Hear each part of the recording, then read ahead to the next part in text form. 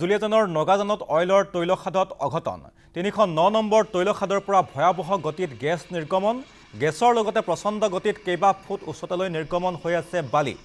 Gas নিৰ্গমনক লৈ সমগ্ৰ অঞ্চলটোত হোৱা দোৱা পৰিস্থিতি আৰু ঘটনাস্থলীত উপস্থিত হৈ অইলৰ অগ্নিনিৰ্বাপক বাহিনীৰ লগতে অভিযন্তা কৰ্মচাৰী আৰু শেহতীয়াকৈ খাদটোৰ গেছ নিৰ্গমন বন্ধ কৰিবলৈ সক্ষম হৈছে অভিযন্তাৰ দলে আমি পুনৰ জনাইছো দুলিয়াজানৰ নগাজানত অইলৰ তৈলখাদত অঘটন আৰু ৩০৯ নম্বৰ তৈলখাদৰ পৰা ভয়াবহ গতিত গেছ নিৰ্গমন গেছৰ লগতে প্ৰচণ্ড গতিত কেইবা ফুট উচ্চতালৈ নিৰ্গমন হৈ আছে বালি আৰু গেছ নিৰ্গমনক লৈ সমগ্ৰ অঞ্চলটোত হোৱা দোৱা পৰিস্থিতি ঘটনাস্থলীত উপস্থিত অইলৰ অগ্নিনিৰ্বাপক বাহিনীৰ লগতে অভিযন্তা আৰু ঠিকাদাৰ অভিযন্তা আৰু কৰ্মচাৰী আৰু শেহতীয়াকৈ খাদটোৰ গেছ নিৰ্গমন বন্ধ কৰিবলৈ সক্ষম হৈছে অভিযন্তাৰ দলে আপোনালোকে দেখিবলৈ পাইছে কিদৰে গেছ নিৰ্গমন হৈছে আৰু অবিৰাম গতিত গেছ নিৰ্গমন হৈ আছে আৰু দুলিয়াজানৰ নগাজানৰ অইলৰ এটা তেলখাদত সংঘটিত হৈছে এই অঘটন আৰু গেছ নিৰ্গমনক লৈ এতিয়া অঞ্চলজুৰি এতিয়া খোৱা দোৱা পৰিস্থিতি বিৰাজ কৰিছে আৰু ৩০৯ নম্বৰ তৈলখাদত সংঘটিত হৈছে এই ঘটনা আৰু ইতিমধ্যেই অগ্নিনিৰ্বাপক বাহিনী আৰু অভিযন্তা কৰ্মচাৰী উপস্থিত হৈ বৰ্তমানে এই তৈলখাদত যে অঘটন সংঘটিত হৈছে সেই অঘটন ৰোধ কৰাৰ তেওঁলোকে সম্ভৱ কৰি তুলিছে ইতিমধ্যে তেওঁলোকে এই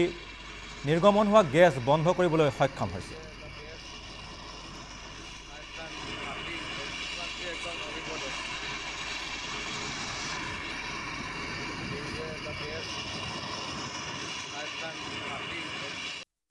এইটো হৈছে আমাৰ ৱেল 309 এইটো আপোনাৰ কঠালগুৰি ওচিএছৰ আণ্ডাৰ আৰু ৱেলটো গেছ ৱেল হয় আৰু ৱেলটো আপোনাৰ ৰেগুলাৰ প্ৰডাকশ্যন থাকে আৰু ৱেলটো আমি টাইমলি ধৰক যেহেতু ৰেগুলাৰ প্ৰডাকশ্যন থাকে আমাৰ ৰেগুলাৰ এইটো চেক কৰা হয় আৰু যোৱাকালি আজি ৰাতিপুৱা হঠাৎ কি হ'ল মাটিৰ তলৰ পৰা গেছৰ লগতে খুব ফ'ৰ্চত মানে চেণ্ড প্ৰডাকশ্যন হ'ল আৰু চেণ্ড প্ৰডাকশ্যন হোৱাৰ কাৰণে আপুনি ধৰক ৱেলটোৰ কিনাৰত দেখিব এতিয়া যে বগা হৈ পৰি আছে চেণ্ডবিলাক পৰি আছে এই চেণ্ডে মানে আমাৰ ৱেলৰ ফ্ল' লাইনডাল কাটি পেলাই ৱেলডাৰ ফ্ল' লাইনডাল কমপ্লিটলি পাৰ্ট হৈ গ'ল ছিঙি গ'ল এই ছিঙি যোৱাৰ কাৰণে মানে আমাৰ গোটেই হেভি গেছ লিকেজ এটা হ'ল লিকেজৰ খবৰ পাই পেলাই আমাৰ ফায়াৰ টেণ্ডাৰ আছে ফায়াৰ ছাৰ্ভিচ ইমাৰ্জেঞ্চি গেং আছে ফায়াৰ ছাৰ্ভিচ গেং আছে তেখেতসকলক খবৰ দিয়া হ'ল গতিকে দুখনকৈ ফায়াৰ টেণ্ডাৰ আহি ওলালে ইয়াতে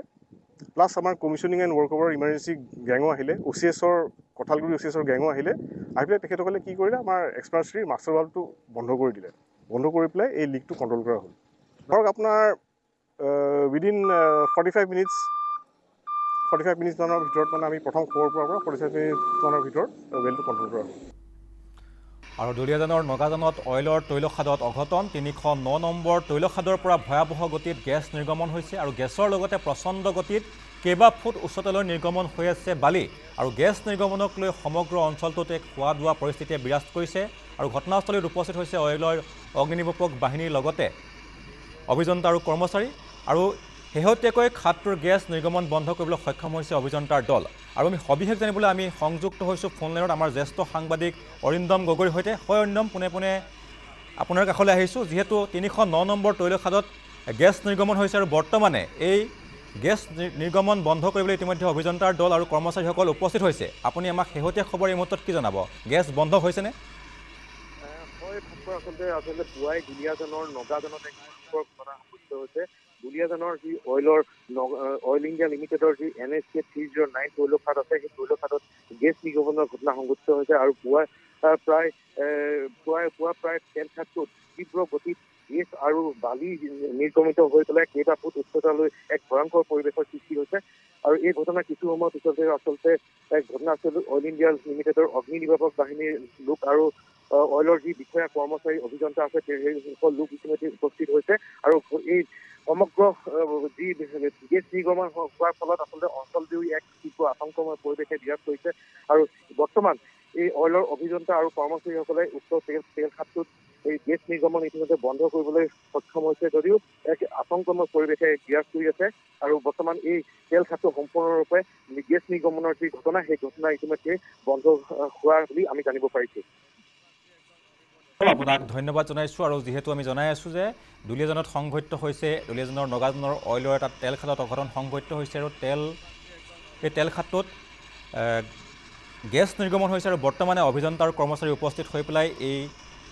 যি গেছ নিৰ্গমন সেই গেছ নিৰ্গমন ইতিমধ্যে বন্ধ কৰিবলৈ সক্ষম হৈছে যদিও বৰ্তমানে অঞ্চলজুৰি তীব্ৰ চাঞ্চল্যৰ বিৰাজ কৰিছে।